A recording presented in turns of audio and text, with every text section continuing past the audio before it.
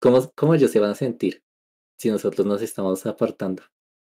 Pues claro, nosotros por nuestra propia intención nos estamos apartando. Entonces, pues, obvio, si nosotros lo hicimos intencionalmente, ellos no se van a acercar. Nuestra propia actitud de, nuestra propia creencia de que nosotros no vamos a ser aceptados termina haciendo que eso se cumpla. Ya vamos a ver que eso se repite en más ocasiones. Pero bueno, terminé el colegio así, con esa misma actitud, porque mis amigos también la compartían. Eh, Eso fue todo el colegio. Nunca lo trabajé, de hecho, ni siquiera mis padres supieron que sufrí eso. Mm, Después de un tiempo que estudié algunas cosas y logré entrar a la universidad un poco de milagro. Primer, en el primer semestre fue fácil hacer dos amigos, nos lo pasamos bien. En el segundo ya nos empezábamos a separar porque ellos habían perdido un par de materias. En el tercero todavía seguían ahí, pero coincidíamos muy poco, por lo mismo, porque ellos perdían más materias que yo, iban un poco atrasados. Pero aún así seguíamos viéndonos, todo iba más o menos bien hasta tercer semestre. Digo, hasta el cuarto, no, tercero, tercero. No, en tercero se fue uno y en el cuarto el otro también. Se fueron en el sentido de que los expulsaron por bajo rendimiento. Wow. Y, y me quedé solo. Tenía algún que otro conocido, pero no lo consideraría amigo, solo era gente de confianza para tomar y eso. Yo te Y pregunto. No, entonces, dime, dime. bueno, ya voy a terminar. No, no, adelante. No.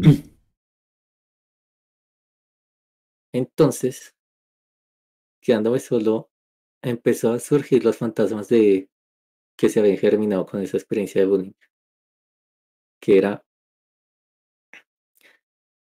que yo estaba solo, estaba en la misma situación que cuando sufrí el bullying, que es que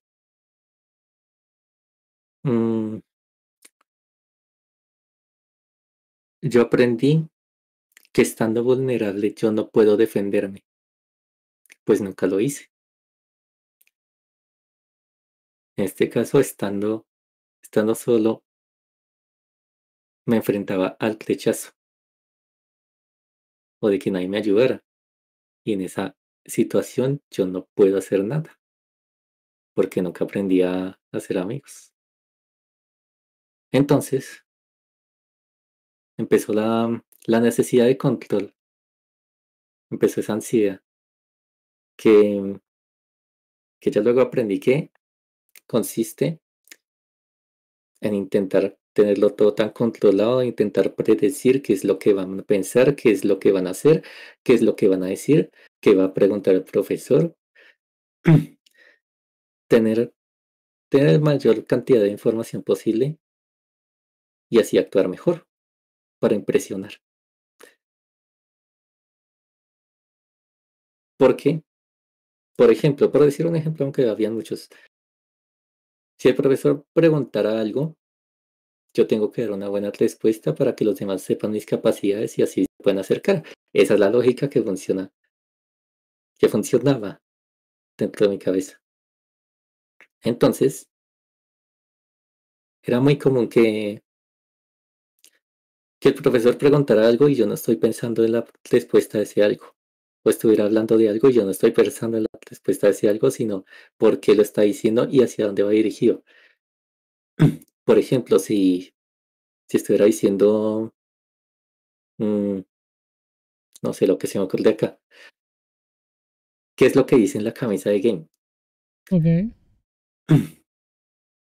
Yo no estoy pensando en qué es lo que dice, sino hacia dónde quiere ir. Tal vez va a pensar en computadoras, tal vez ahora va a preguntar sobre el color de la camisa, que tiene que ver con eso.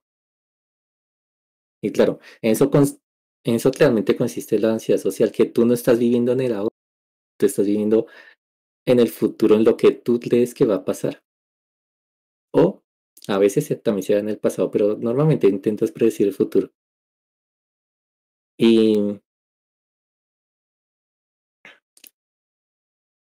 y claro, acá vuelve a cumplirse eso de eso que mencioné antes de la profecía autocumplida. Tú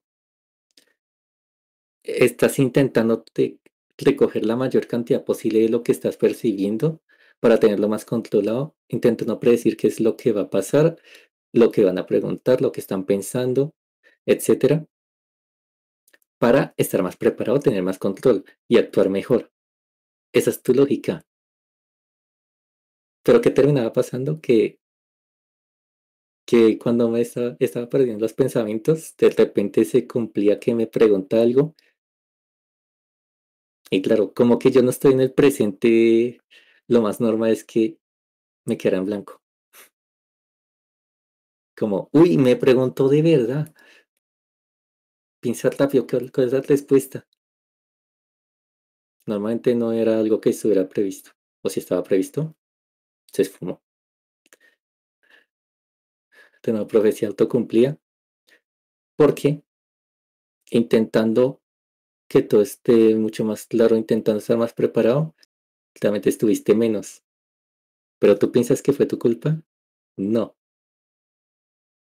Lo que piensas es, no estuve suficientemente preparado para ese momento. Tengo que prepararme más. Tengo que estar más listo la próxima vez. Y se repite el ciclo. Y así funciona esa ansiedad. Se repite el ciclo. Vas a estar más preparado, te vas a esforzar más, que eso da la angustia, que da la ansiedad. Otra vez vuelve a pasar que no estuviese suficientemente preparado. Entonces te dices, si ve, no, si ve que era cierto, tenías que prepararte bien. Y se va retroalimentando ese pensamiento. Y ahí estamos en este escenario de que precisamente la inseguridad de qué voy a hacer si pasa eso, si se hace escenario en que yo no puedo defenderme, que yo no puedo hacer nada, tengo que controlar y terminó en ansiedad social. Es interesante. Hay un detalle también que creo que se habla mucho en las redes, pero no sé, a veces siento que se habla pero un poco vacío. Se habla mucho del bullying, de la adolescencia y ese tipo de cosas. Pero porque digo que se habla un poco vacío, porque hablamos, pero cuando pasa no hacemos nada. Entonces ese es hablar para el vacío. No por mal, no en mal plan, ¿no? Pero cuando nosotros hablamos mucho de un tema y tratamos de crear conciencia, pero no hacemos nada sobre ese tema, también es verdad, es imposible cubrirlos todos, ¿no? Pero muchas veces estas cosas pasan en la escuela y las escuelas son las primeras que no le paran a la situación. Entonces es una cosa que se habla mucho, pero que a mucha gente le afecta.